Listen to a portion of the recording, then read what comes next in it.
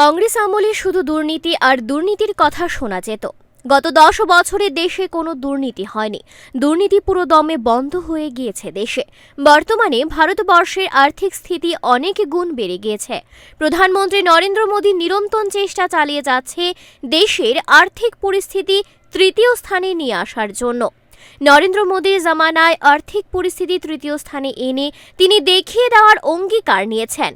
মঙ্গলবার তপশিলি জনজাতি সংরক্ষিত 2 নং পূর্ব ত্রিপুরা লোকসভা আসনে ভারতীয় জনতা পার্টি মনোনীত তিপ্রা মথা আইপিএফটি সমর্থিত প্রার্থী কৃতি সিং দেববর্মনের সমর্থনে আয়োজিত জনসভায় বক্তব্য রাখতে গিয়ে কথাগুলি বললেন মুখ্যমন্ত্রী অধ্যাপক ডক্টর মানিক সাহা।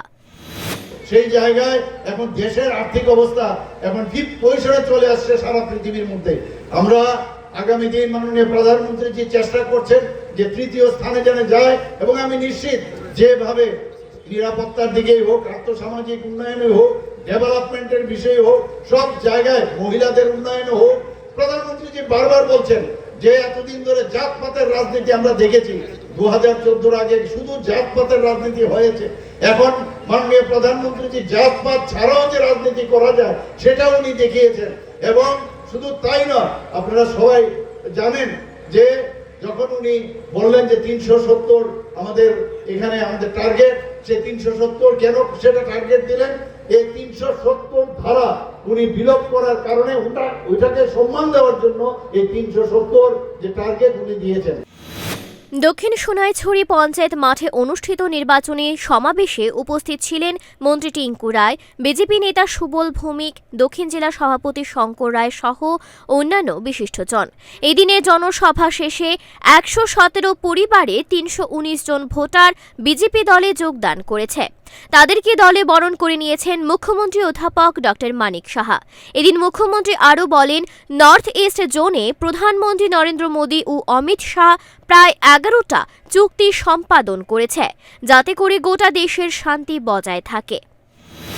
যখন আমাদের পশ্চিম আসনের যিনি দাঁড়িয়েছেন, আপনার সবার পরিচিত মুখ, আমাদের প্রাক্তন মুখ্যমন্ত্রী এবং রাজ্যসভার সদস্য বিপ্লব কুমার দেবের, যখন আমরা নমিনেশন দাখিল করতে গেলাম, প্রায় 40,000 থেকে 50,000 লোক আমাদের সাথে পায়ে হেঁটে সেদিন নমিনেশন দাখিল করা হয়েছে। ঠিক সেই অবস্থায় আমরা পূর্ব আসনে 28 তারিখ যখন আমবাসাতে সেই নমিনেশন দাখিল করতে যাই, সেখানেও সে বিশাল পরিমাণ প্রায় 40 থেকে 50,000 লোক আমাদের সাথে পায়ে হেঁটে সেখানেও আমরা নমিনেশন আমরা সাবমিট করি। বন্ধুগণ, রেজাল্ট কবে বেরোবে?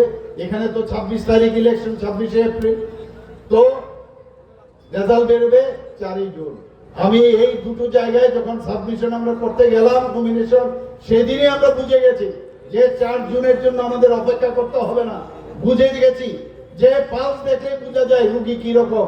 আমরা শিওর যে আগামী দিন আমরা দুটো জায়গায় বিপুল ভোটে ভারতীয় জনতা পার্টি জিতবে। মুখ্যমন্ত্রী বলেন, অত্যন্ত লজ্জা হয়, সিপিআইএমের 4 বারের মুখ্যমন্ত্রী বলছেন সময়ের কারণে নাকি কংগ্রেসকে এখন সমর্থন করতে হচ্ছে। অত্যন্ত দুঃখ হয়, তাকে মানুষ কি ভাববে, কি চোখে দেখত মানুষ এতদিন? যাদের রাজত্বে মানুষ শান্তিতে বসবাস করতে পারত না, তারাই আবার সরকারে ফেরার চেষ্টা করছে। অদ্ভুত বিচিত্র। এবং সেদিন উনাদের 4 বছরের যিনি 4 বারের মুখ্যমন্ত্রী যিনি ছিলেন, উনি একটা অদ্ভুত এক তথ্য আবিষ্কার করলেন যে সময়ের কারণে নাকি শিব কংগ্রেসকে এখন সাপোর্ট করতে হচ্ছে। দুঃখ লাগে, মানুষ কি ভাবতো, আপনাকে কি ধরনের চিন্তা ভাবনা করতো, আজকে কিন্তু সেই ঝুলার থেকে বিড়াল বেরিয়ে গেছে। বন্ধুগণ, খুব সাবধান, এই ধরনের অশুভ জুটের থেকে আমাদের বাঁচতে হবে। মাননীয় প্রধানমন্ত্রী যেভাবে সাধারণ মানুষের জন্য চিন্তা করেন, এখানে বিস্তারিত আমার পূর্ববর্তী বক্তা সুবলবাবু বলেছেন, তাকে যদি বাঁচাতে হয় সব মানুষের সবকা সাথ সবকা বিকাশ বিশ্বাসের যে কথা, সেটা মাননীয় প্রধানমন্ত্রীজি বলছেন। জাতি জনজাতি সবাইকে মিলে আমরা একসাথে থাকতে চাই, সেই কথা যেমন বলেন সেই কাজটা উনি করেন। মুখ্যমন্ত্রী পূর্ব ত্রিপুরা এবং পশ্চিম ত্রিপুরা আসনে এবং রামনগর বিধানসভা কেন্দ্রের উপনির্বাচনে বিজেপি প্রার্থীদের বিপুল ভোটে জয়ী করার জন্য আহ্বান রেখেছেন। তিনি বলেন, আমি নিশ্চিত এই সবগুলি কেন্দ্রে বিজেপি প্রার্থীরা বিপুল ভোটে জয়ী হবে। Bureau report, Times 24। গ্যাস, অম্বল, গলা বুক জ্বালা ও পেটের অন্যান্য সমস্যার থেকে সুরক্ষিত থাকতে ব্যবহার করুন গ্যাসনল। অরিও ফার্মা, 5 দশক ধরে মানুষের ভরসা।